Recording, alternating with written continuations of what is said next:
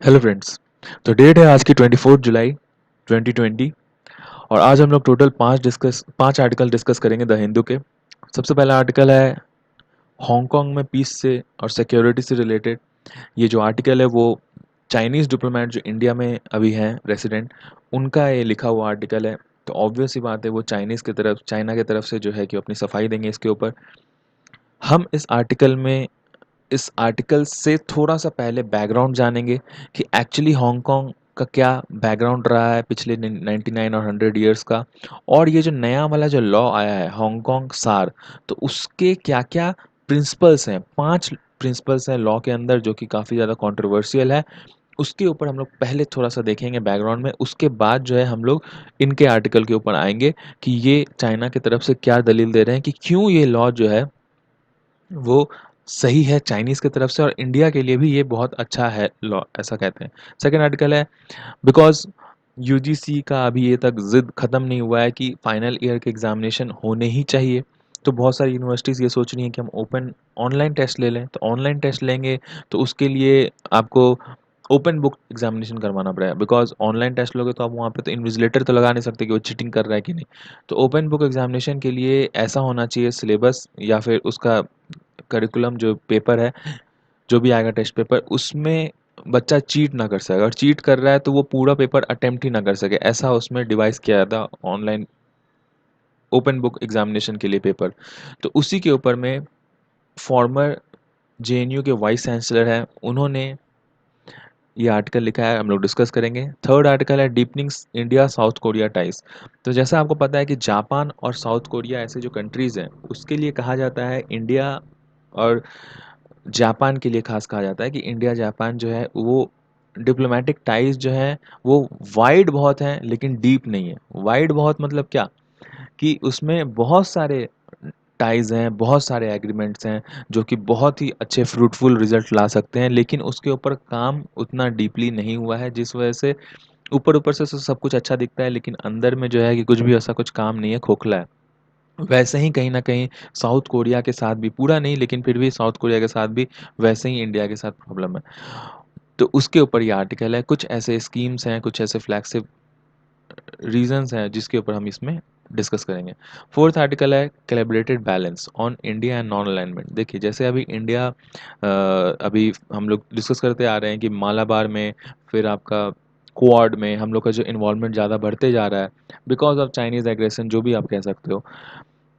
और अब जो है यूएनएससी में भी इंडिया है, नॉन परमानेंट मेंबर ही सही, लेकिन वहाँ पे वर्ल्ड ऑर्डर में जितने भी कंट्रीज़ हैं उन सब में से कुछ चुनिंदा कंट्रीज़ ही वहाँ पे हैं। तो अब ये जो है कि वर्ल्ड लेवल पे हमारी विपक्षी कंट्रीज़ या फिर जो और छोटे कंट्रीज़ हैं वो लोग इंडिया के रोल के ऊपर मतलब चर्चा करना शुरू कर चुके हैं कि इंडिया क्या हो गया, अब प्रो यूएस हो गया या अभी भी नॉन अलाइनमेंट पॉलिसी को फॉलो करता है।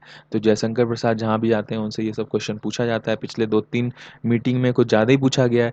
तो उसके ऊपर हम उनके जो डायलॉग्स हैं उसके ऊपर जो है वो विश्लेषण इसके अंदर है, वो हम लोग डिस्कस करेंगे। फिफ्थ आर्टिकल है एक्सलेटिंग टेंशन। जैसे यूएस ने चाइनीज़ मिशन को बंद कर दिया है यूएसए के अंदर, कल भी हमने डिस्कस किया था अपने एडिटोरियल्स में। तो उसके ऊपर क्लेरिफिकेशन पूरा खुल करके नहीं आया था दोनों तरफ से। अब इस वाले आर्टिकल में खुल करके आया है कि कैसे चाइना ने एक चाइनीज़ किसी मीडिया रिपोर्टर या फिर किसी ऐसे को उसने अपने कॉन्सुलेट के अंदर कैलिफोर्निया वाले में छुपा करके रखा था। और जिस वजह से जो स्पाइंग वाला जो जो एलिगेशंस हैं वो और भी ज़्यादा स्ट्रांग हो जाते हैं यूएस की तरफ से। तो जितने भी आर्टिकल्स हम डिस्कस करते हैं, जो नए बच्चे हैं उनको मैं बताऊं कि टेलीग्राम ऐप के अंदर जा करके सर्च बार में आप द हिंदू 365 टाइप करोगे तो gkmonk.com चैनल आपको सजेस्ट होगा। उसके फाइल सेक्शन में जा करके जीके मॉन्ग के आप सारे आर्टिकल्स को डाउनलोड कर सकते हो। तो फर्स्ट आर्टिकल हमारा towards national security and peace in Hong. इसको लिखा है सु वांगडोंग इन चाइनीज़, और जो चाइनीज़ एम्बेसडर है हमारे इंडिया के अंदर।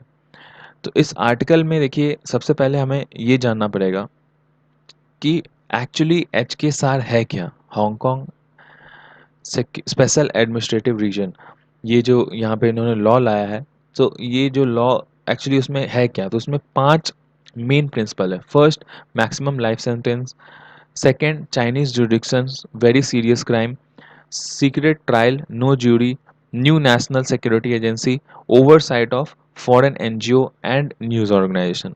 देखिए मैक्सिमम लाइफ सेंटेंस जो पहला वाला है इसका पॉइंट, उसके अंदर क्या होता है कि चार कैटेगरी है: cessation, subversion, state power, terrorist activity और कॉल्यूजन। अब इसके अंदर जो पहला वाला है फॉरेन कॉल्यूजन इंक्लूड, अगर किसी हांगकांग के सिटीजन को हांगकांग के गवर्नमेंट के खिलाफ या फिर चाइनीज गवर्नमेंट के खिलाफ कोई बाहर से आके उसको मैनिपुलेट करता है, उसको भड़काता है, तो उसके ऊपर जो है चाइना सैंक्शंस लगा सकता है या फिर उसको उसके ऊपर चार्जेस चला सकता है। जो कि चाइना के पहले ऐसा था कि हांगकांग के अंदर में ही वो सारा कुछ उसके ऊपर जो भी कार्रवाई होगा हांगकांग के सिटीजन्स के ऊपर या फिर जो बाहर से हांगकांग के अंदर आए वो हांगकांग के अंदर ही होता था। लेकिन अब वो चीज़ चाइना मेनलैंड में ले जा कर के किया जा सकता है। ये काफ़ी ज़्यादा आपत्तिजनक है वहाँ के लोगों के लिए। इसके अलावा अगर वहाँ का कोई पब्लिक प्रॉपर्टी तोड़ता है, फोड़ता है या फिर कुछ वैसे किसी दुकान में तोड़-फोड़ करता है, तो उन सब चीज़ को टेररिस्ट माना जाएगा। इसके अलावा जो भी इन सब चीज़ों में इन्वॉल्व्ड है, अगर वो वायलेंट है या फिर नॉन वायलेंस भी है, पीसफुली भी अगर कर रहा है, तो उसको ऑफेंस ही माना जाएगा। और जो भी इसमें कन्विक्टेड आएगा, उसको हांगकांग में इलेक्शन लड़ने से वर्जित किया जाएगा। Second, Chinese jurisdiction are over very serious crimes. तो अब क्या है, पहले जो था कि हांगकांग के अंदर लॉ चलता था, सब कुछ कानून और वो सब कुछ चलता था, केस मुकदमा। चाइना जितने भी प्रोसिक्यूशन है उन सब चाहे तो वो सारे प्रोसिक्यूशंस को वेरी सीरियस केसेस बोल करके अपने जुडिशियल सिस्टम के अंदर ले सकता है। और ये जो है स्पेशल रिक्वेस्ट के ऊपर के बाद ही ऐसा लेगा। जो नेशनल सिक्योरिटी एजेंसी या फिर हांगकांग की जो गवर्नमेंट रहेगी, जिसके अंदर जो गवर्नर जो चुन करके आता है, वो इंडिया के जैसे ही, जैसे इंडिया में जम्मू कश्मीर में अगर कोई गवर्नर चुन करके जाता है तो इंडिया दिल्ली की तरफ से वो भेजा जाता है वहाँ पे, वैसे ही चाइना में भी ऐसे ही बीजिंग की तरफ से गवर्नर भेजा जाएगा हांगकांग में गवर्न करने के लिए।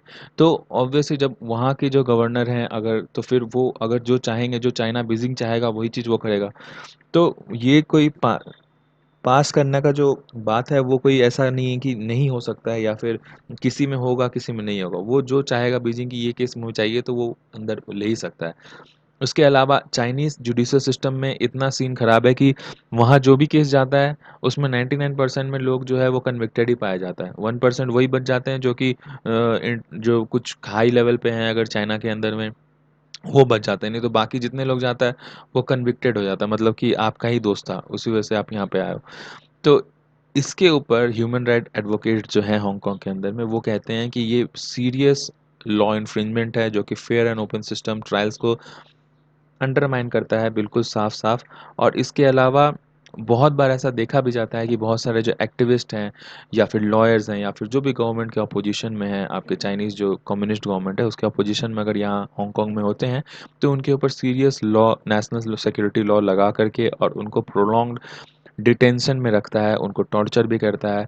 और जिस वजह से ये जो लॉ है, वो हम लोग इस चीज़ का अपोज़ करते हैं। इसके बाद थर्ड जो पॉइंट है वो है सीक्रेट ट्रायल नो ज्यूरी। अब देखिए हांगकांग सिक्योरिटी केसेस जब लेकर के जाएगा, तो उनका एक ऐसा मैकेनिज़्म है कि जा कर के बीजिंग के अंदर में उनको बिना किसी जुडिशियल इंटरवेंशन के कोई जूरी-वूरी कुछ भी नहीं उसमें इन्वॉल्व होगा। उनके अंदर में कुछ एक एक पैनल होगी जो कि नेशनल सिक्योरिटी लॉ के साथ ही गठन किया जाएगा और वो लोग उसके ऊपर जजमेंट करेंगे और जजमेंट होने के बाद उनके ऊपर क्या रिजल्ट आया वो ओपनली बता दिया करेंगे कि हाँ इसके ऊपर में ये चीज़ आया बिकॉज ये इस चीज़ में इन्वॉल्व था। तो ये काफ़ी जो जो दूसरे लोग हैं वो लोग इसके ऊपर कहते हैं कि ये जो सिस्टम है जिसमें कि बेल भी नहीं दिया जाएगा और उसके बाद आपको ये भी नहीं मतलब जुडिशियल एक्सेस भी नहीं दिया जा रहा है, तो ये बहुत ही ज़्यादा फेयर नहीं है। इसके ऊपर फोर्थ आर्टिकल वो ये है उस वाले में कि नेशनल सिक्योरिटी एजेंसीज जितने भी हैं, तो उनको new new national security agency बोल करके और हांगकांग के अंदर उतारा जाएगा। और उसके अंदर कुछ ऐसे कंट्रोवर्शियल ऐसे पॉइंट्स हैं जो कि चाइना को थोड़ा ज़्यादा ओवर पावर कर देते हैं और वहाँ के जो लोकल लॉज हैं या फिर जो वहाँ के सिटीजन की जो अभी जो पहले से वो लोग जो ड्यूटीज़ या फिर लॉ जो भी चीज़ वो लोग एक्सरसाइज करते थे, उसके ऊपर बहुत सारा चीज़ जो है वो अब न्यू लॉ के अंदर नेशनल सिक्योरिटी एजेंसीज के अंतर्गत वो सब अब इल्लीगल हो जाएगा। तो इसके ऊपर उसके अंदर ऐसा भी है कि जो हांगकांग की जो इसके अंदर जो सिक्योरिटी लॉ एजेंसी जो आएगी नई वाली, तो उसके ऊपर हांगकांग की जो गवर्नमेंट है उसका कोई भी ज्यूरिडिक्शन नहीं रहेगा, ना ही उसके स्टाफ के ऊपर कोई ज्यूरिडिक्शन रहेगा। वो लोग एक्स्ट्रा पावर्स एंजॉय करेंगे उसके अंदर में, और उसके अलावा उनका इतना ज़्यादा पावर रहेगा कि वो चाहें तो किसी के इंडिविजुअल के ऊपर टेपिंग भी कर सकते हैं, उनके कम्युनिकेशन के अंदर स्पाई लगा सकते हैं, कम्युनिकेशन चैनल के थ्रू, या फिर मान लीजिए अगर वहाँ एयरटेल यूज़ कर रहा है कोई, तो उसके ऊपर में वो जो भी कॉल आ रहा है तो एयरटेल के थ्रू ही वहीं सिस्टम से ही उनका जो फ़ोन है हर कुछ टैप हो रहा है, उनका सारा कुछ मैसेज पढ़ा जा रहा है। तो इतना ज़्यादा जो है उनके प्राइवेसी के ऊपर इन्फ्रिंजमेंट किया जा सकता है। और इसके अलावा अगर वो चाहें कि कोई इन्फॉर्मेशन को डिलीट कर दें सिस्टम के ऊपर से ही, तो वो भी उसको अलाउड है प्लेटफॉर्म के ऊपर से।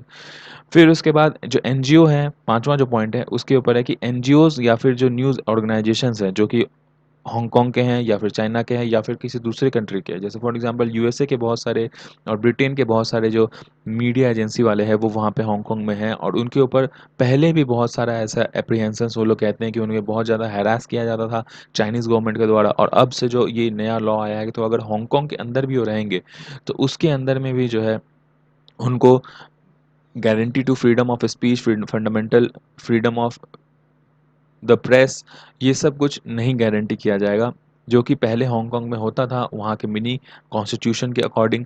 लेकिन अब जो है कि चाइना के द्वारा, चाइना के जैसा ही हांगकांग में भी अब ये सब सारा कुछ एंजॉय करने के लिए बाहर के जो एनजीओज और ये ऑर्गेनाइजेशन है उनको सारा प्रॉब्लम है। तो अल्टीमेटली क्या हो गया, अल्टीमेटली ये है कि कोई भी जो हांगकांग का जो सिटीजन है उसके ऊपर तो वो चीज़ कुछ नहीं हो सकता है, क्योंकि अगर वो कुछ भी गवर्नमेंट के खिलाफ बोलेगा, चाहे वो वायलेंट हो या फिर नॉन वायलेंट हो।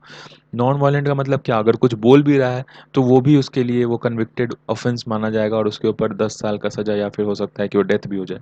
और बाहर के जो लोग हैं, जो जो प्रेस वाले हैं, अगर वो वहाँ पे आकर के बोलेंगे तो उसके ऊपर सीरियस सैंक्शंस लगाया जा सकता है, उसको अरेस्ट किया जा सकता है, या फिर उसको वापस उसके देश भेज दिया जा सकता है। तो मतलब कोई ही ना बोले, सब लोग चुप रहे, ऐसा ही लॉ है। पांच ये जो पॉइंट जो बताएं, तो जिस वजह से ये जो पॉइंट्स जितने भी जो ये लोग लेकर के आए हैं, इसके ऊपर इतने सारे वर्ल्ड वाइड में इतने सारे सब लोग सवाल उठा रहे हैं और इसके ऊपर इतना कुछ बोला जा रहा है।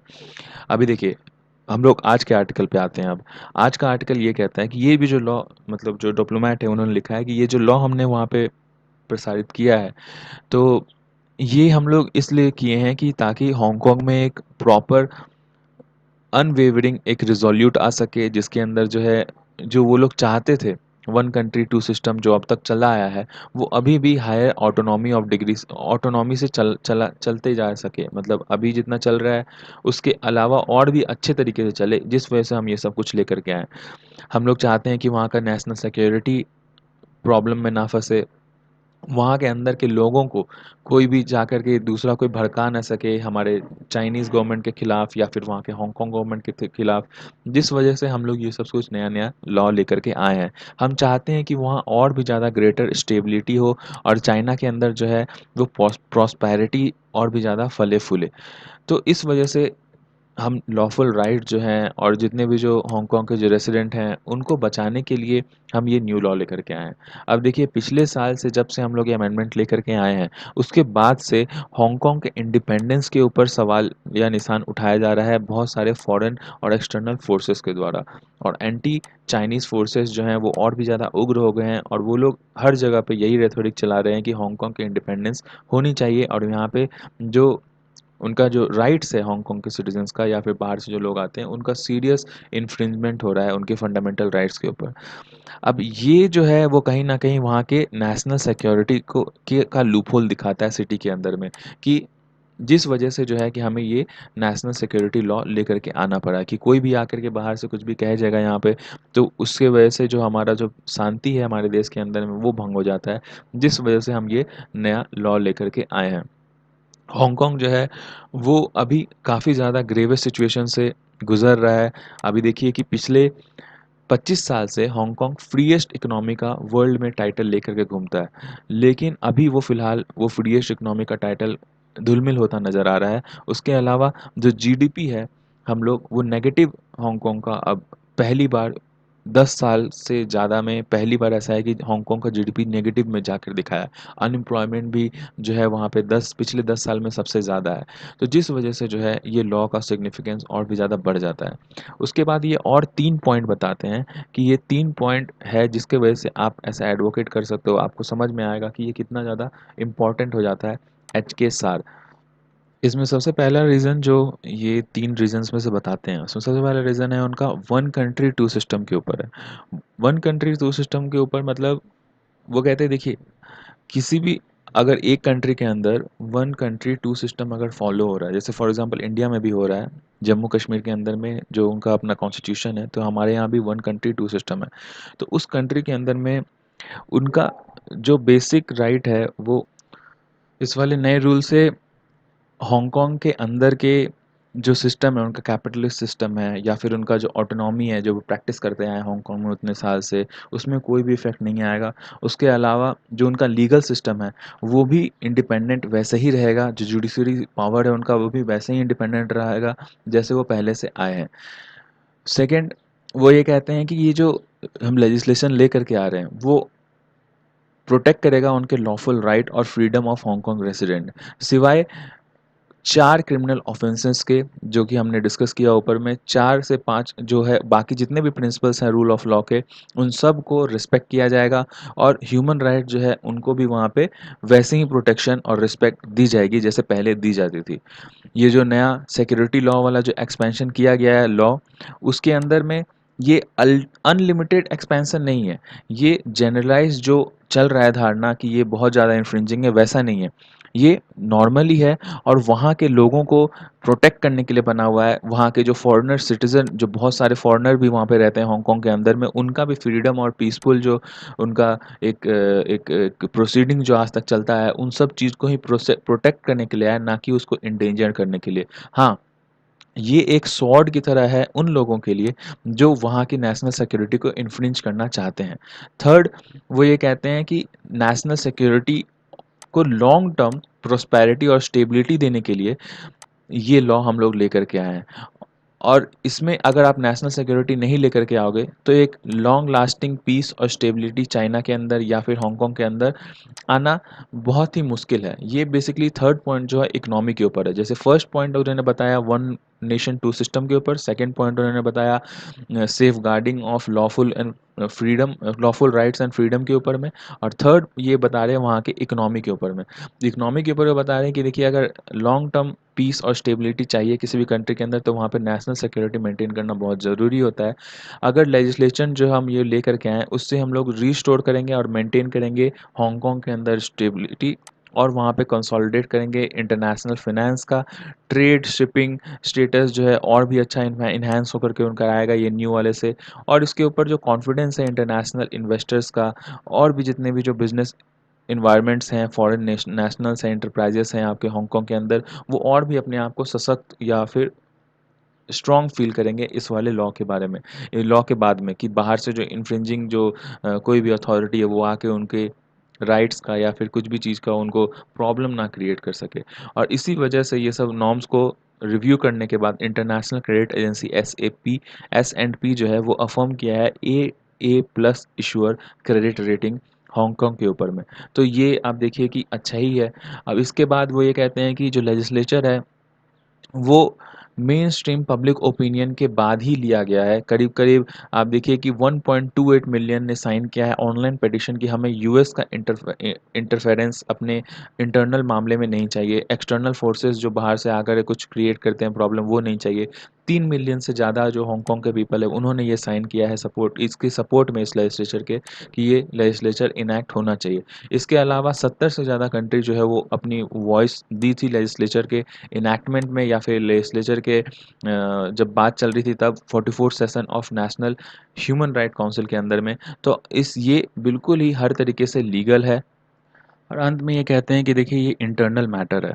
आफ्टर ऑल हांगकांग जो है वो चाइना की अंडर के ही एक कंट्री है और इसके अंदर सब लोग को पता है और मोर देन 100 कंट्रीज ये मानते हैं कि फ्रीडम और राइट्स अगर आप प्रैक्टिस कर रहे हो वो बेसिक होता है किसी भी सिटीजन का, लेकिन वो नेशनल सिक्योरिटी के ऊपर इन्फ्रिंजिंग नहीं होना चाहिए। बिकॉज जब वो नेशनल सिक्योरिटी के ऊपर इन्फ्रिंजिंग हो जाता है आपके राइट्स का, तो वो फिर कोई मतलब नहीं रह जाता वैसे राइट्स का। जब देश ही नहीं रहेगा तो आप अपने राइट्स कहाँ पे प्रैक्टिस करोगे। तो जिस वजह से हमारे देश में भी जो है बहुत सारे राइट्स जो आपको पता है कि फंडामेंटल राइट में अब्सोल्यूट नहीं है वो सब, उसके ऊपर कुछ ना कुछ लिमिटेशंस हैं। उसी प्रकार से ये कहते हैं डिप्लोमेट कि हांगकांग भी जो है वो चाइना का पार्ट है, और इसके अंदर जितने भी जो अफेयर्स हम लोग प्रैक्टिस करते हैं वो हमारे इंटरनल अफेयर्स हैं, और उसमें फॉरेन कोई इंटरफेरेंस हमें नहीं चाहिए।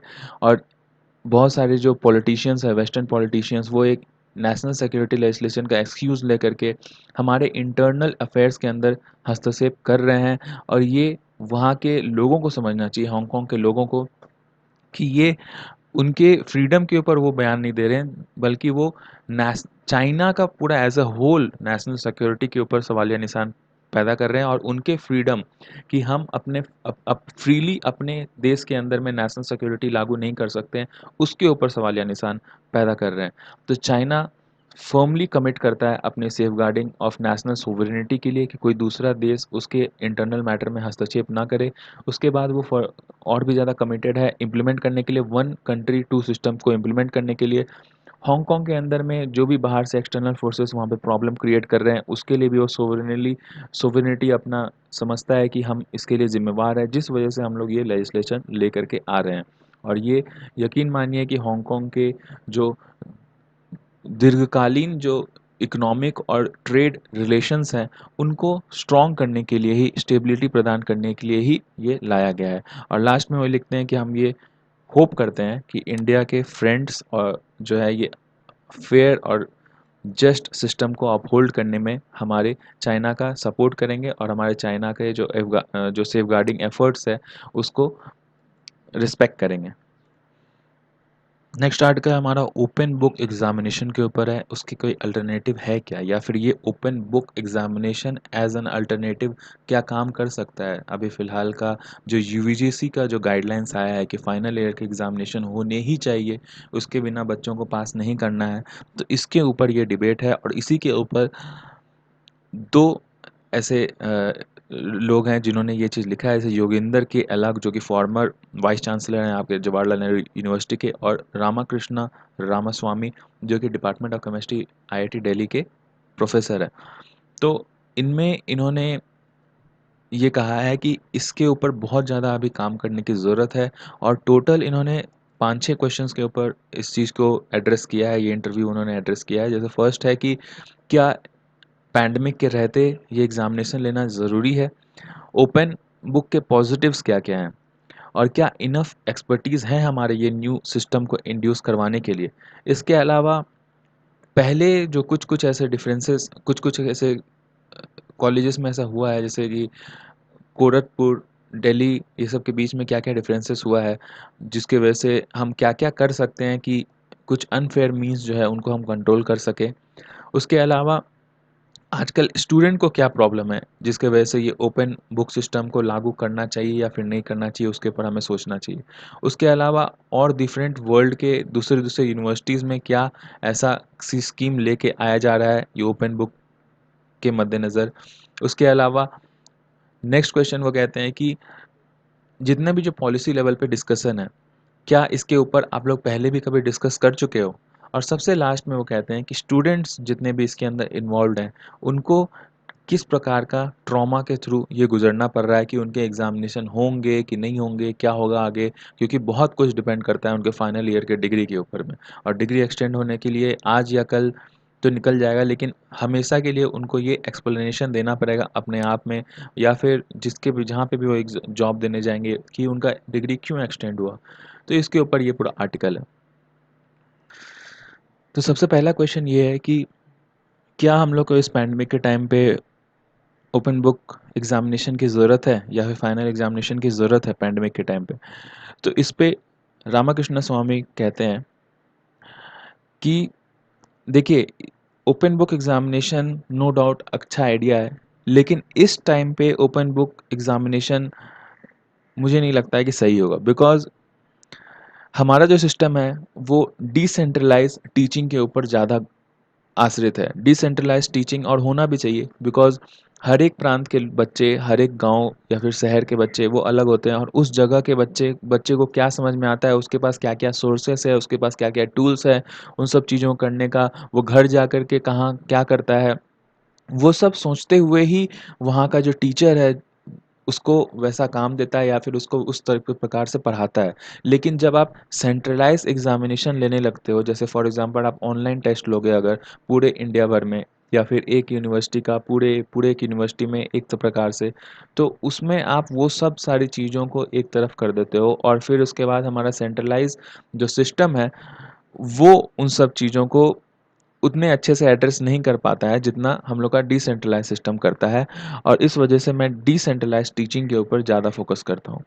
अच्छा, ओपन बुक एग्ज़ामिनेशन के लिए में एक्चुअली होता क्या है? तो ओपन बुक एग्ज़ामिनेशन में एक्चुअली ये होता है कि बुक आपको दे दिया जाता है और कंटिन्यूअसली टीचर जो है 1-1 घंटे, 2-2 घंटे में आते रहते हैं और आपको, और वो थोड़ा बहुत मॉनिटर करते रहते हैं बच्चों को कि वो आपस में तो नकल नहीं कर रहा है। उसमें ये होता है कि बुक में से डायरेक्ट आंसर उठा के छापा नहीं जाता है। बुक में से एक प्रोज़ उठाते हैं, एज़ अ रेफ़रेंस उसको लिखते हैं, या फिर मान लीजिए एक कोट लिखा है, उस कोट को हर लोग अपने तरीके से अपने वर्ड में उसको इलैबोरेट करेगा, उसको एक्सप्लेन करेगा।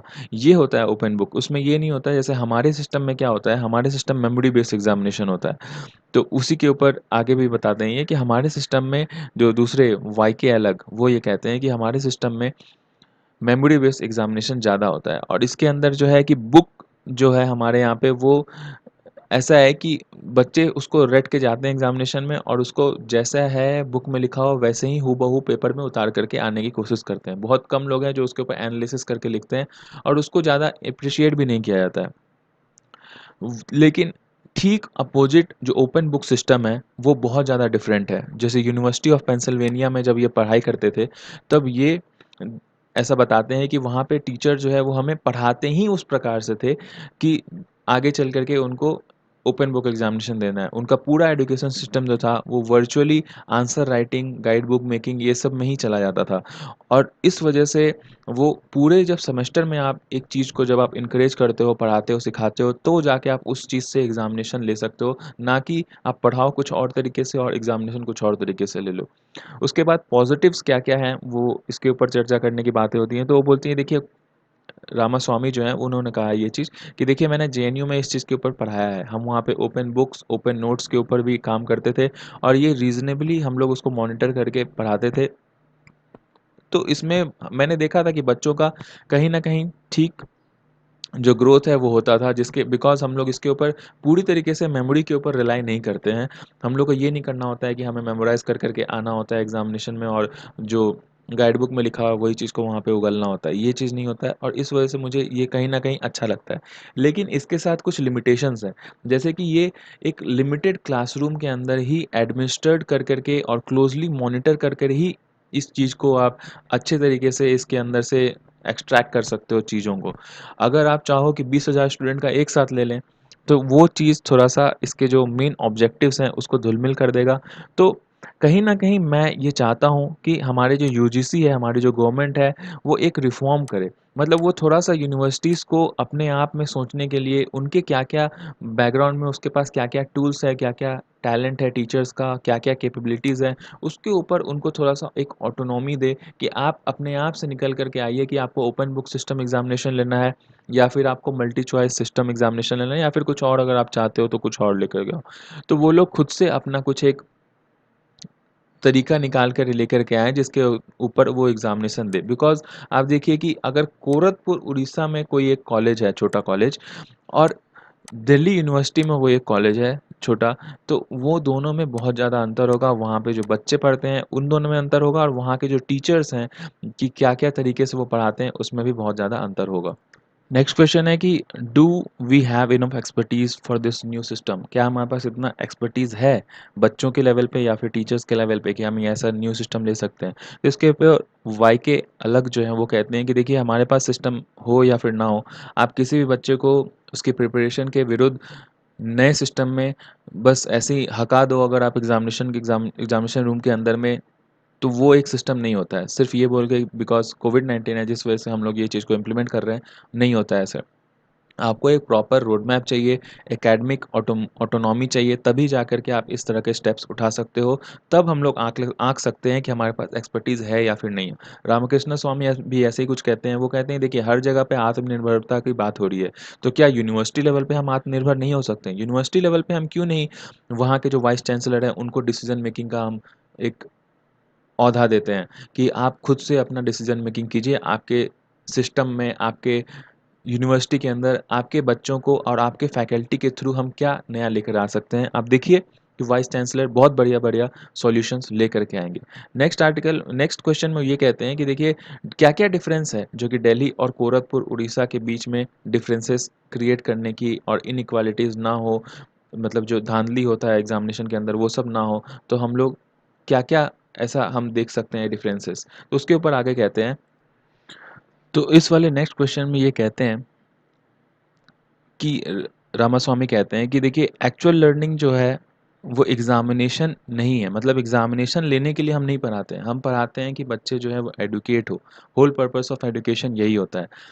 तो इस वजह से आप देखिए कि जो कोरापुत है आपका उड़ीसा का और जो यूनिवर्सिटी ऑफ दिल्ली है, उन दोनों के अंदर में अलग-अलग उन दोनों का प्रॉब्लम है और उन दोनों को अलग-अलग सेपरेट करने की ज़रूरत है। तो इसके ऊपर अगर आप चाहोगे कि सेंट्रलाइज़ सिस्टम जैसे यूजीसी जो है, जो वहाँ से एक मेन एक पॉलिसी डाल देता है कि इस वाले पॉलिसीज़ को ही फॉलो करके सारे देश के जितने भी जो यूनिवर्सिटीज़ हैं उसको फॉलो करना है। या फिर अगर वो कह दे कि ओपन बुक एग्ज़ामिनेशन ले लो पूरे देश भर में, या फिर वो कह दे कि ऑनलाइन एग्ज़ामिनेशन और ऑनलाइन टीचिंग ले लो पूरे देश भर में, तो सबके पास ना इंटरनेट अवेलेबल है, ना सब यूनिवर्सिटी के पास ऐसे टीचर्स अवेलेबल हैं कि वो ओपन बुक के लिए सबको पढ़ा सकें। तो जिस वजह से हर किसी अलग-अलग जो जगह है उसका अलग-अलग प्रॉब्लम्स है और इस वजह से सेंट्रलाइज़ सिस्टम के ऊपर आप रिलाई नहीं कर सकते हो। आपको ऑटोनॉमी चाहिए और यही मेन डिफ़रेंस है। ऑटोनॉमी अगर आप नहीं दोगे तो जो डिफ़रेंस है आपका दिल्ली यूनिवर्सिटी में और कोरापुत के यूनिवर्सिटी में, वो बहुत ज़्यादा मतलब एड्रेस नहीं किया जा सकता है। उसके बाद जो नेक्स्ट वाई के अलग है वो भी यही कहते हैं कि आप ऑटोनॉमी को तब तक एड्रेस नहीं कर सकते हो। आप ऑटोनॉमी को आप आजकल हम लोग समझते हैं कि ऑटोनॉमी इज़ इक्वल टू इर्रेस्पॉन्सिबिलिटी। इसका मतलब ये नहीं, ऑटोनॉमी का मतलब इर्रेस्पॉन्सिबिलिटी नहीं है। मैं अगर मेरे को छूट दे दिया जाए कि मैं जो करना है वो कर सकता हूँ, तो इसका मतलब ये नहीं कि मैं जाके कुछ भी इर्रेस्पॉन्सिबल काम करना शुरू कर दूँगा। आप देखिए इस प्रकार से आप सैंक्शन कीजिए उनको बजट, आप उनको कहिए कि अगर आप ये चीज़ अगर आप फॉलो नहीं कर पाते हो, जैसे भी आपका प्रोविज़न्स हो, जो भी आपका मेजर्स हो, अगर आप ये सब चीज़ मुख्यतः फॉलो नहीं कर पाते हो, तो आपका जो बजट है, वो आपसे ले लिया जाएगा।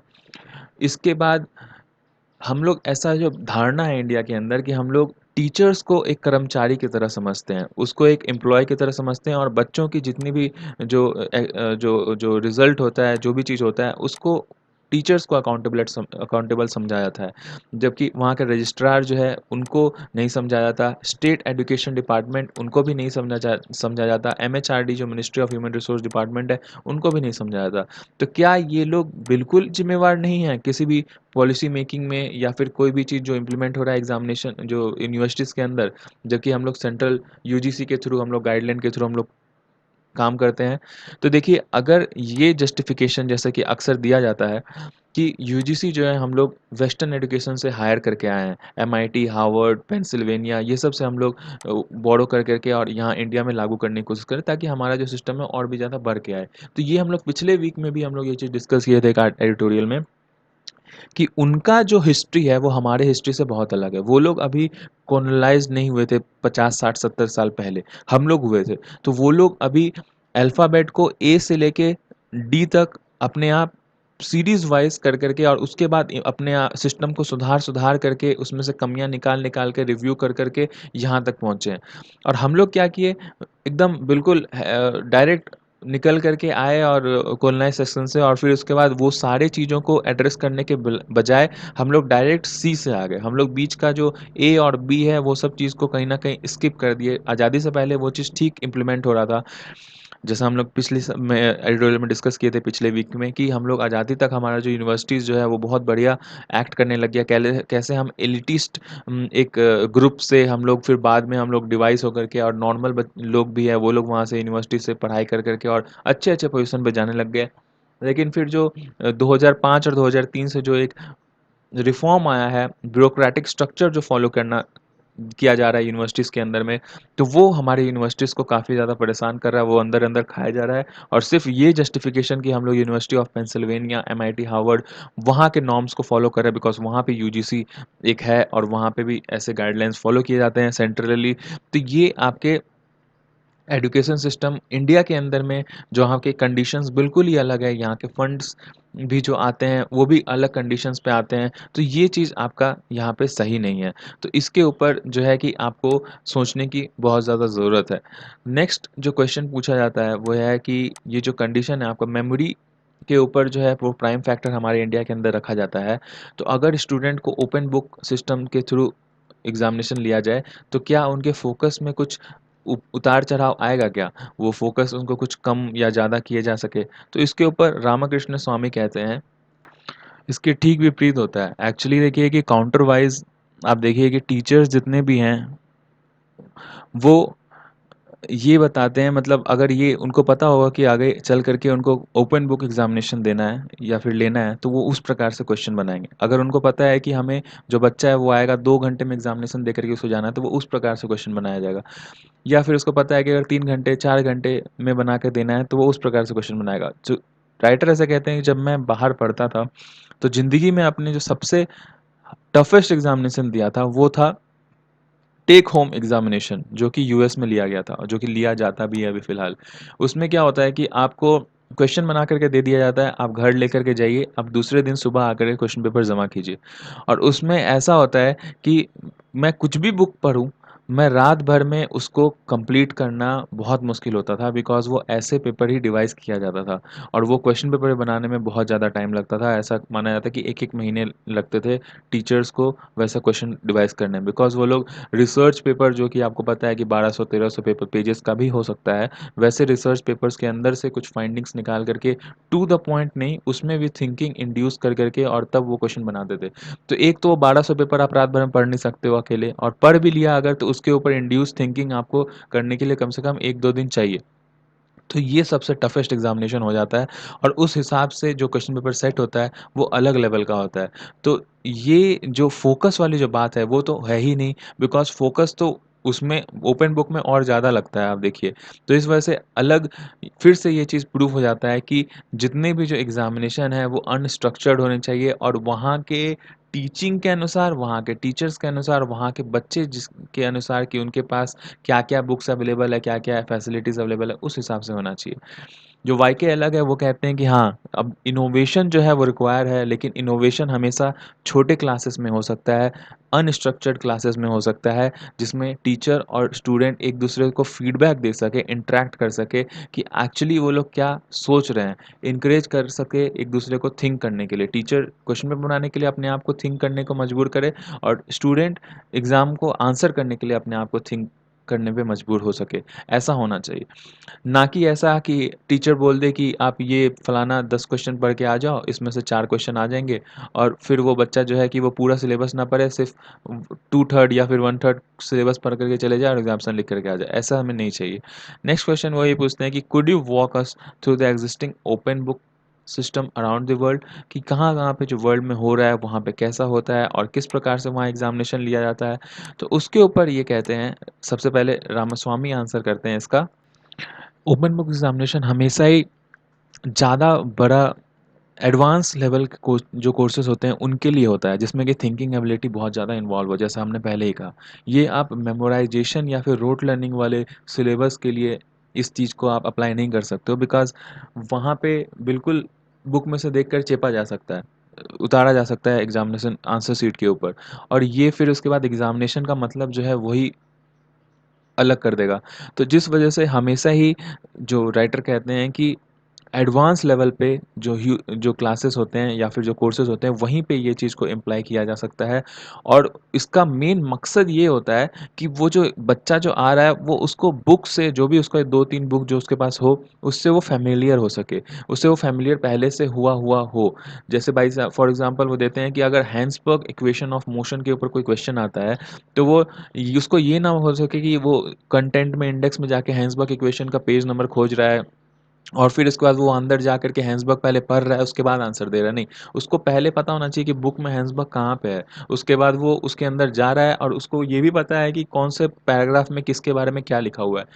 तो वो जो है कि वहाँ से जल्दी-जल्दी आंसर ले करके और गिवन टाइम पीरियड में वो पूरा एग्ज़ामिनेशन पेपर कंप्लीट कर पाएगा और उसके बारे में एक अच्छा जो एग्ज़ामिनेशन में क्वेश्चन पूछा है, वो आंसर कर पाएगा। अग तो ये एक लेवल जो है वो अभी तक हमारे यहाँ पे सिस्टम में इंट्रोड्यूस नहीं हो चुका है। इसके बाद आगे ये भी पूछते हैं राइटर कि हमारे यहाँ पे पॉलिसी लेवल पे क्या थिंकिंग चल रही है? क्या कोई ऐसा कभी यूजीसी के अंदर डिस्कशन हुआ है, जिसके अंदर ये सारा कुछ इन्वॉल्व हो सके? तो उसके ऊपर वाईके अलग कहते हैं कि देखिए जो रामास्वामी हैं वो भी एक यूजीसी मेंबर में वो इन्वॉल्व थे और वो वहाँ पे ऐसा तो उन्होंने नहीं सुना है आज तक में कि यूजीसी के ऊपर या फिर यूनिवर्सिटी लेवल पे भी कभी सोशल साइंस रिसर्च सेटअप में ऐसा कभी बातचीत हुआ हो कि ओपन बुक सिस्टम हम लोग ला सकें। बिकॉज़ ओपन बुक सिस्टम लाने पे प्लेगरिज्म जो है वो पॉसिबल नहीं होता है। प्लेगरिज्म मतलब एक दूसरे का देखा-देखी भेड़-चाल जो है, जो पूरे देश भर में फॉलो हो सके। जैसे अगर ओपन बुक सिस्टम आ जाएगा तो हर एक इंस्टीट्यूट को अपना-अपना क्वेश्चन बनाना पड़ेगा, क्योंकि बिकॉज़ अगर पहले कोई अगर ऐसा बना दिया है कोई क्वेश्चन वैसा सेम वाला, तो वो कोई दूसरा यूनिवर्सिटी वाला उसके जैसा दे नहीं सकता ना, नहीं तो फिर वो तो ओपन बुक वाला नहीं रह जाएगा, फिर वो रोट लर्निंग वाला हो जाएगा। उसके ऊपर कोई पहले जो आंसर लिखा होगा वो भी यहाँ पे छाप सकता है। तो हर यूनिवर्सिटी में हर एक टीचर को अपना एक अलग सिस्टम डिफाइन करके अपना अलग क्वेश्चन पेपर बनाना पड़ेगा, अपना एक करिकुलम फॉलो करना पड़ेगा। तो ये प्लेगरिज्म वाला जो सिस्टम हमारे इंडिया में चलता है, वो चीज़ नहीं हो पाएगा। जहाँ पे अगर आपका एग्ज़ामिनेशन आप यूपीपीसीएस के लिए बैठ रहे हो, तो आप यूपीएससी के क्वेश्चन पेपर लगा लो, यूपीपीसीएस के पिछले 20 साल के क्वेश्चन पेपर लगा लो, बहुत सारे टॉपिक्स आपको सेम मिल जाएँगे। तो ये जो सिस्टम इंडिया के अंदर होता है, वो चीज़ नहीं हो पाएगा अगर ओपन बुक सिस्टम आ जाए। तो जिस वजह से इसके ऊपर डिस्कशन भी जो है अभी तक हुआ नहीं है। हालाँकि इसके ऊपर रिफॉर्म्स होने चाहिए, ऐसा राइटर कहते हैं। फिर लास्ट क्वेश्चन ये है कि जो स्टूडेंट जितने भी हैं वो फेस कर रहे हैं आपका ट्रॉमा एकेडमिक ईयर में, कंक्लूडिंग एकेडमिक ईयर में अंदर में, तो इसके ऊपर आप क्या कहना चाहते हैं? तो इसके ऊपर दोनों अपनी-अपनी राय देते हैं, वाईके अलग भी देते हैं और रामास्वामी भी। वो कहते हैं कि वो ये विश्वास दिलाते हैं रामास्वामी कि देखिए जो भी सॉल्यूशन आएगा वन ऑफ सॉल्यूशन आएगा और स्टैंड अलोन सॉल्यूशन आएगा।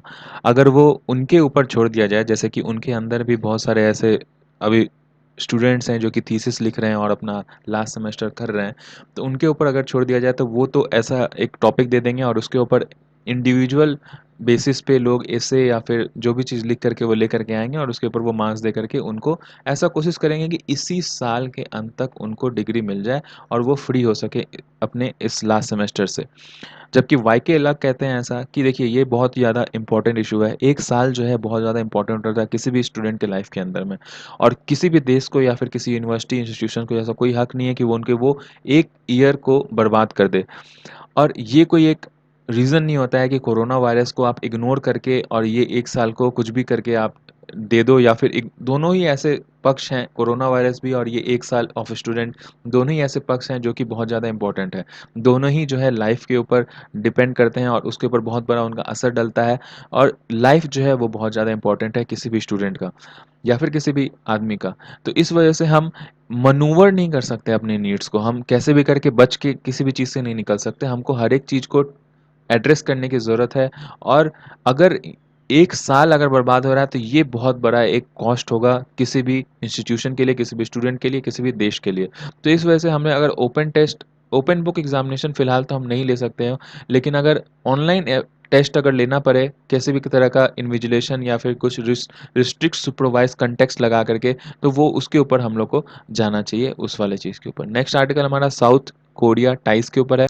मेन मुद्दा इस आर्टिकल का ये है कि इंडिया और साउथ कोरियन कंट्रीज़ के जो पीपल हैं, उन दोनों को आपस में कल्चरली और भी ज़्यादा खुल करके सामने आ सके, ताकि पीपल टू पीपल कॉन्टैक्ट जो है, पीपल टू पीपल जो कनेक्शन है, वो ज़्यादा बढ़ सके। किसी भी 2 कंट्री के जो इकोनॉमिक टाइज़ हैं, वो बढ़ाने के लिए पीपल टू पीपल कनेक्ट बहुत ज़्यादा ज़रूरी है। इर्रिस्पेक्टिव ऑफ द गवर्नमेंट क्या कहते हैं, आपस में अगर दोनों कंट्री के लोगों में ज़्यादा संवाद या फिर एक-दूसरे को समझ पाते हैं, तो वो जो इकोनॉमिक टाइज़ है, वो अपने आप ही जो है कि वो मल्टीप्लाई कर जाता है। फॉर एग्ज़ाम्पल अभी इंडिया के अंदर और जो कोरिया है, उन दोनों के बीच में जो इकोनॉमिक पार्टनरशिप है, करीब-करीब 22 मिलियन बिलियन एनुअली ही सिर्फ़ है। ये बहुत ही कम है। बिकॉज़ आप देखिए कि साउथ कोरिया का इंडिया के अलावा चाइना, जापान ये सब जैसे कंट्रीज़ के साथ में बहुत ही ज़्यादा बड़ा ट्रेड चलता है उनका और काफ़ी ज़्यादा दोनों में पोटेंशियल है। इंडिया और उन दोनों के बीच में अभी फ़िलहाल सिर्फ़ आपका sale and purchase of weapon system और इत इस सब तक ही ज़्यादातर सीमित हो गया है, उसके अलावा बहुत ज़्यादा नहीं बढ़ सका है। तो आप इससे क्यों ये म्यूचुअली एक जो है कि एक मीनिंगफुल कनेक्शन जोड़ने के लिए एक आह्वान देता है, इस तरह का जो फ़िगर्स है वो। बिकॉज़ आप देखिए कि इंडियंस भी है बहुत सारा जो कि कोरिया के अंदर रहते हैं, और बहुत सारे कोरियन भी जो है वो यहाँ पर आते हैं। बहुत सारे जो कंपनीज़ हैं, मित्सुबिशी और ये सब जो है, उस सब में बहुत सारे कोरियन आपके यहाँ पे लोग इंडिया में भी रहते हैं और यहाँ पे आकर के अपना बिज़नेस करते हैं। तो और भी इस चीज़ को, रेल्म को ऑफ ट्रेड एंड इन्वेस्टमेंट को क्यों नहीं बढ़ाया जा सकता है बायलैटरल प्रोग्रेस के थ्रू। तो इसके ऊपर आर्टिकल कहते हैं, जो राइटर हैं वो ये कहते हैं अपने आर्टिकल में कि इंडिया को साउथ कोरिया में ऐसा लोग समझते हैं वहाँ के कि यहाँ ये एक थर्ड वर्ल्ड कंट्री है। थर्ड वर्ल्ड कंट्री मतलब जो कि बहुत ही गरीब और पिछड़ा कंट्री होता है, और जिसके अंदर जैसे हम जैसे अफ्रीकन कंट्रीज़ को समझते हैं, युगांडा और नाइजीरिया, ये सब कंट्रीज़ के बारे में आपके अंदर जो छवि है, वही वो लोग छवि हमारे लिए अपने कंट्री बना के रखते हैं। तो ये हो सकता है कि इन्फॉर्मेशन गैप की वजह से और भी ज़्यादा हो किसी-किसी के ऊपर में, तो वो यहाँ पर जिसके जिसके मन में ये चीज़ हो, आपको कोई बोले कि आप गाँव में जाकर के, बिल्कुल पिछड़ा गाँव जहाँ पे लाइट, बिजली कुछ भी नहीं हो, तो वहाँ पे आप जाके काम करो, तो क्या आप जाके करोगे? नहीं करोगे। मोस्टली अगर आप कर भी लो तो 10 में से 4 लोग ही करेंगे, 6 लोग नहीं करेंगे। तो जिस वजह से वो लोग यहाँ आकर के काम करना चाहते नहीं, अपना बिज़नेस इस जगह पे फैलाना चाहते नहीं हैं। उसके विपरीत अगर इंडियन्स को देखिए, तो इंडिया जो है, जो कोरिया में रहते हैं या फिर इंडिया जो यहाँ रहते हैं, वो साउथ कोरिया को भी बाकी जो ईस्ट एशियन कंट्रीज़ हैं पैसिफिक अफेयर्स में, उनके जैसा ही समझते हैं। जैसे कि for example Vietnam, Brunei, Malaysia, ये सब जो कंट्रीज़ हैं, वो टिपिकली बहुत ही मीगर कंट्रीज़ हैं, और यहाँ पे जो सिस्टम फ़ॉलो होता है वो बहुत ही अलग है साउथ कोरिया से। वो बिल्कुल वहाँ पे डॉलर चलता है, और वहाँ की जो सिस्टम्स है वो बहुत ही ज़्यादा वेल डिफाइंड और बहुत अच्छा, मतलब वहाँ भी डेमोक्रेसी और बहुत अच्छा वहाँ पे सिस्टम है। लेकिन इंडिया में ऐसा जो धारणा है, समझते नहीं है लोग। ऊपर से इंडियन जो साउथ कोरिया में है, इसके वजह से बहुत बार ऐसा हुआ है कि रेशियल डिस्क्रिमिनेशन भी वहाँ पे उनको फेस करना पड़ा है। प्रेजुडिस है साउथ कोरियन लोगों के अंदर में इंडिया कलर के हिसाब से, और उस वजह से वर्क सेटिंग के दौरान उनको बहुत ज़्यादा वहाँ पे प्रॉब्लम बहुत बार ऐसा फेस करने को मिला है। और उसमें कहीं न कहीं गलती थोड़ी बहुत इंडियंस की भी है जो वहाँ पे रहते हैं। वो कहीं न कहीं चाइना और जापान को ज़्यादा अच्छा समझते हैं, वहाँ के कल्चर को ज़्यादा अच्छा समझते हैं, लेकिन साउथ कोरियन कल्चर के बारे में, साउथ कोरियन जो उनका लहज़ा है, उसके बारे में ना कोई मैगज़ीन में उतना ज़्यादा छपता है, और ना ही वो ज़्यादा उतना कुछ समझते हैं, और जिस वजह से शायद हॉस्टिलिटी जो है वो वहाँ पे जाकर के फेस करते हैं। लास्ट में आर्टिकल में वो लिखते हैं, इंडियन कल्चर सेंटर्स इन सियोल। तो फिलहाल ये रेशियल डिस्क्रिमिनेशन और ये सारा कुछ जो हम लोग अभी पढ़े हैं ऊपर, वो सब देखने के बाद में ऐसा आपको ही फील हो रहा हो कि अर्जेंट कोर्स ऑफ करेक्शन बहुत ज़्यादा ज़रूरी है। अब इसके अंदर में अभी फिलहाल 10 साल पहले वहाँ पे एक ICC, that is interna Indian cultural centre एक स्टैब्लिश किया गया था आपके साउथ कोरिया के अंदर में, जो कि आजकल फ़िलहाल थोड़ा ठीक लेवल पे पहुँचा हुआ है। वहाँ पे वो सब मिशन प्रमोट कर रहा है, पीपल टू पीपल कॉन्टैक्ट, और वहाँ पे बहुत कुछ और भी कर रहा है। ऐसे फॉर एग्ज़ाम्पल वहाँ के साउथ इंडियन डांसेस सिखाया जा रहा है वहाँ के एलिमेंट्री स्कूल्स के अंदर में स्टूडेंट्स को। इससे क्या है कि वो साउथ कोरियन जो लोग हैं वो इंडिया को और अच्छा समझ पा रहे हैं। इसके अलावा वो और भी बहुत ज़्यादा एक्सपेरिमेंटल सेशंस ऑर्गेनाइज़ करता है, इंडियन कुज़ीन्स को प्रमोट करता है, और जिस वजह से, लेकिन ये सब सारा कुछ जो है वहाँ के जो अर्बन एलीट्स हैं जो कि इंग्लिश बोलते हैं, सिर्फ़ उन्हीं तक ये सारा कुछ सीमित रह जाता है। वो इस चीज़ को lower level grass root people तक नहीं पहुँचा पा रहे हैं जैसा उनको पहुँचाना चाहिए। और इस वजह से जो है, जो अभी कंसर्न बहुत ज़्यादा ज़रूरी है, और भी ज़्यादा थोड़ा-सा एक मिशन मोड में साउथ कोरिया को भी अपने कल्चर्स को इंडिया में प्रमोट करना चाहिए, और इंडिया को भी साउथ कोरिया में सेम वैसा करना चाहिए। क्योंकि अब जो है कि रीजन जो है हमारा ये साउथ ईस्ट एशिया का, और ये इस एशिया पैसिफिक रीजन का, वो बहुत ही फास्ट शिफ्ट कर रहा है, और एक ऐसी कंट्री है जो कि हेजेमोनी अपना स्प्रेड करने में बहुत ज़्यादा जोर शोर से लगी हुई है। और चूंकि साउथ कोरिया भी अपना एक जो रीजन है वो अपना उसका जो नेबर है नॉर्थ कोरिया के साथ शेयर करता है, जो कि अपोजिट ऑफ डेमोक्रेसी है, और उस वजह और इंडिया भी जो है वो अपना एक बाउंड्री से शेयर करता है किसी जो कि opposite of almost opposite to democracy है। तो उस वजह से हम दोनों के लिए आपस में टाई बनाना बहुत ज़्यादा ज़रूरी होता है, ताकि हम लोग अपने इंटरेस्ट जो हैं आगे चल करके भी सेफ गार्ड करके रख सकें। नेक्स्ट आर्टिकल हमारा इंडिया और नॉन अलाइनमेंट मूवमेंट से ऊपर में है। तो जयशंकर प्रसाद ने अभी पिछले 3-4 दिन में और 3-4 कॉन्फ्रेंसेस में ऐसा जगह इंटरव्यू दिया है जहाँ पे उन्होंने बहुत ज़्यादा स्पेसिफाई किया है कि इंडिया जो है वो अभी भी नॉन अलाइन मूवमेंट की तरफ ही है। हालाँकि नॉन अलाइन मूवमेंट बहुत पुराना हो गया है, लेकिन ये कॉन्सेप्ट जो है वो इतना पुराना नहीं हो गया है कि हम लोग उसको छोड़ें। अभी भी इंडिया जो है इस चीज़ को तो मतलब सपोर्ट करता है कि मल्टीपोलर वर्ल्ड होना चाहिए, जैसा कि उस टाइम पे था। 2 पोल थे आपके यूएस की तरफ में और यूएसएसआर की तरफ में। लेकिन इंडिया जो है वो ना दोनों में से किसी पोल की तरफ नहीं, बीच में रहने का, नॉन अलाइन रहने का डिसीज़न लिया था और बहुत सारे कंट्री इंडिया के साथ थे। अभी इस टाइम पे चूँकि इंडिया इंडिया जो है यूएनएससी के अंदर पहुँच चुका है। अभी चाइना से बहुत ज़्यादा इंडिया की जो तल्खी चल रही है, उसके बाद इंडिया जो है कि बहुत सारे मिलिट्रियल और फिर बहुत सारे इकोनॉमिकल टाइज़ के अंदर है यूएसए के साथ। तो ऐसा लोगों को लग रहा है कि इंडिया जो है यूएस की तरफ जा चुका है। और ये चीज़ भी बहुत हद तक सही है कि जैसे जितना ज़्यादा चाइना के साथ हमारी प्रॉब्लम्स बढ़ेंगी, उतना ज़्यादा इंडिया यूएसए की तरफ जाता जाएगा और ये उल्टा और जितना ज़्यादा इंडिया यूएसए की तरफ जाएगा, उतना और चाइना के साथ हमारे डिफरेंसेस और क्रिएट होंगे। तो जिस वजह से ये जो एक हमारा पूरा एक जो अंदर का जो कॉन्फ्लिक्ट है, उसको हैंडल करना बहुत ज़्यादा इम्पोर्टेंट हो जाता है और बहुत ही केयरफुली हैंडल करना इम्पोर्टेंट हो जाता है। और उसी के ऊपर जो एस जयशंकर हैं, वो काफ़ी अच्छा एक रोल निभा रहे हैं अभी और सब जगह बहुत ही कैलकुलेटेड डायलॉग्स वो दे रहे हैं। अभी कुछ दिन पहले जब वो नॉन अलाइन्ड मूवमेंट के बारे में बात कर रहे थे, उन्होंने कहा ऐसा कि इंडिया के लिए नॉन अलाइनमेंट पहले भी काम कर चुका है, cold war between US and Soviet union. और अभी जो जो यूएसए और चाइना के बीच में जो न्यू कोल्ड वॉर है, इसमें इंडिया जिस भी तरफ हो, इंडिया को ये चीज़ नहीं भूलना चाहिए कि हमारी जो लैंड बाउंड्री है वो चाइना के साथ मर्ज करती है। और जिस वजह से हमें अपनी जो जितने भी जो ग्रोइंग टेंशन्स है, उनको काफ़ी अच्छे तरीके से और अपनी संप्रभुता और अपने जो भी हमारे जो इंटरेस्ट हैं, अपने इंडियन इंटरेस्ट हैं और हमारे लोगों का जो कल्चरल टाइज़ है, उन सब चीज़ को भी मद्देनज़र रखते हुए आगे चलना चाहिए कि सिक्योरिटी उस हिसाब से हमारा कॉम्प्रोमाइज़ ना हो और मैनेज होता रहे। तो इसके ऊपर उस टाइम पे जैसा अभी कुछ दिन पहले 2-3 दिन पहले माइक पोम्पियो, हमारे प्रधानमंत्री मोदी और एस जयशंकर, ये लोग सबका एक ऑनलाइन आया था, मतलब ऑनलाइन एक समिट उनका हुआ था, उसके अंदर उन तीनों ने कुछ-कुछ डायलॉग बाज़ी किए थे।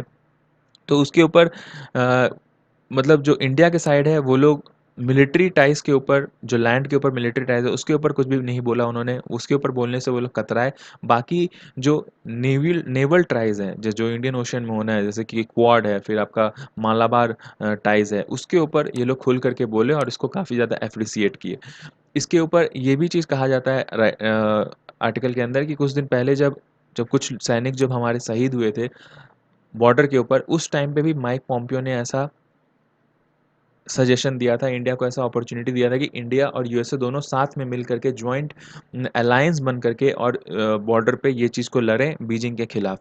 लेकिन उस टाइम पे भी इंडिया ने ये चीज़ को मना कर दिया था और वो ये कहे थे कि हम लोग टॉक्स पे जाएँगे, बायलैटरल टॉक्स पे जाएँगे और इस चीज़ को हम लोग जितना जल्दी हो सके उस चीज़ को ख़त्म करने की कोशिश करेंगे।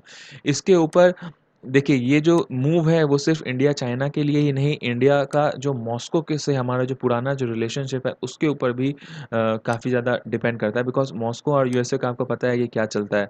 तो उस वजह से जो हमारा मॉस्को से रिलेशनशिप है वो यूएसए के बिल्कुल उसको अगर आर्मी को हम लोग एक साथ हम लोग मिल के लड़ेंगे अगर उस चाइना के खिलाफ, तो हो सकता है कि मॉस्को जो है वो चाइना के साथ लड़े हमारे खिलाफ। तो ये बहुत ही बड़ा डिसीज़न हो जाता अगर इंडिया उस चीज़ को एक्सेप्ट कर लेता। इसके बाद एक्सटर्नल अफेयर मिनिस्टर जो हैं वो जितने भी जो कमेंट करते हैं वो उन्होंने अभी जो रशिया गए थे वो राजनाथ सिंह के साथ में ट्राइलैटरल मीटिंग के लिए। आपको पता होगा जो रशिया का जो अभी 75th एनिवर्सरी उन्होंने मनाया था, तो उसके ऊपर में वहाँ पे भी उन्होंने कहा था कि मिडल पावर कंट्रीज़ जो हैं, यूरोपियन कंट्रीज़ और जैसे और जापान जो है वो लोग एक फेविकॉल की तरह एक काम कर सकते हैं इस चीज़ को, ये जो टसल है बीच में पूरे वर्ल्ड में जो बाइपोलर टसल जो चल रहा है उसके बीच में वो लोग काम कर सकते हैं और वो इन दोनों जो जो पावर्स हैं, उन दोनों को फ़िक्स करने में और एक साथ मेंटेन करने में बहुत बड़ा एक भागीदारी निभा सकते हैं। तो इसके ऊपर भी जो इंडिया है अभी फ़िलहाल काम कर रहा है और उस टाइम पे जैसा जयशंकर ने कहा था, एस जयशंकर ने, कि इंडिया अभी डबल वायरस लड़ रहा है, डबल बैटल लड़ रहा है। पूरा वर्ल्ड एक लड़ रहा है लेकिन इंडिया डबल बैटल लड़ रहा है। एक तो चाइनीज़ एग्रेशन बॉर्डर के ऊपर और दूसरा नोवेल कोरोना वायरस पैंडेमिक की वजह से। तो फ्रेंड्स आज के लिए इतना ही था। मिलते हैं हम नेक्स्ट लेक्चर में। Thank you. Have a nice day.